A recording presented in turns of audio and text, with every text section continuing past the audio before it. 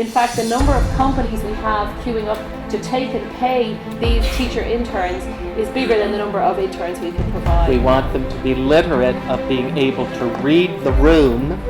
So I'm going to tell you a story about science, technology, health, and education. There's a concern around the world about how is it that we help young people develop in ways. 第一个是国际化，第二个是数字化，第三个是大学科。当然。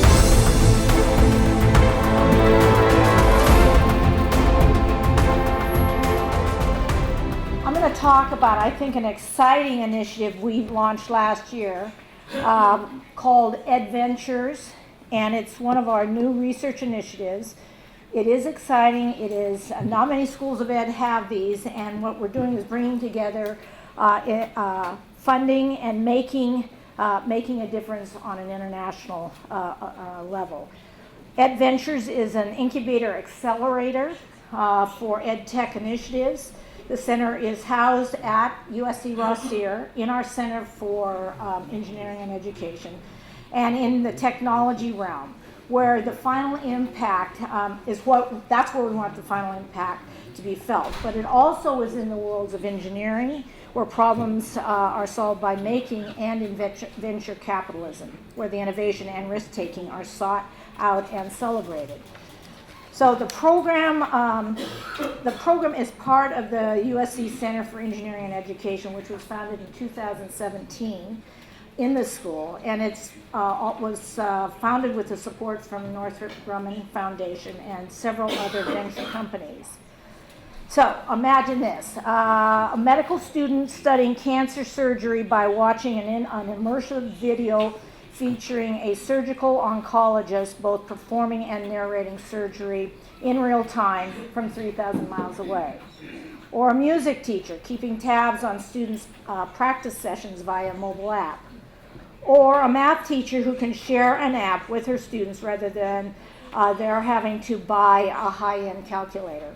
Or, and since we're in China, imagine learning via AR how to conduct business in Mandarin.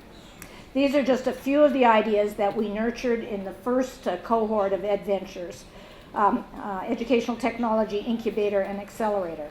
Adventures is leveraging and furthering USC's distinctive and global position in leadership and education, in media, in engineering, computer science, as well as burnishing LA's growing reputation as, now wait for this, Silicon Beach.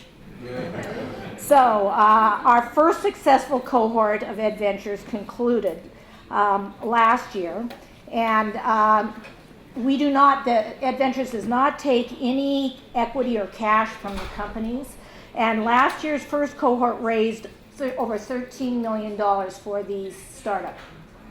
And so far, those startups have reached over 500,000 students or users in about 100 institutions. And then this year we just have formed our second cohort. We have 16 companies. 75% of these startups are led by women, 13% by people of color.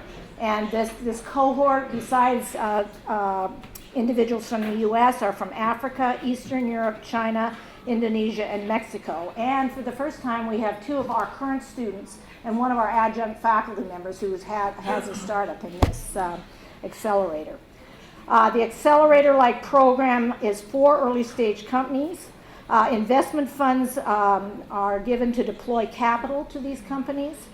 Venture pitch, we teach them how to do a pitch. USC has what's called USC Demo Day, which is for all sorts of, not just ed tech, as well as the annual Arizona State, the ASU GSV conference is in San Diego, which they are hosted to go to.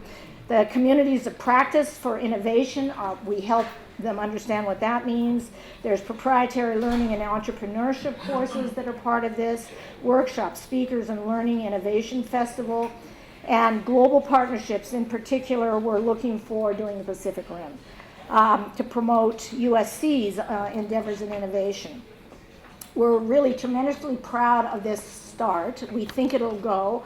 And if last year's cohorts, the 13 companies, are any indication of what's going to happen to this year's 16 companies, we think people will be on their way. These are primarily educators who have great ideas and actually know how to promote learning in the classroom, as opposed to having tech people tell them, hey, I've got a great idea, but they don't know anything about learning or teaching. So that's it. Thank you. Thank you very much.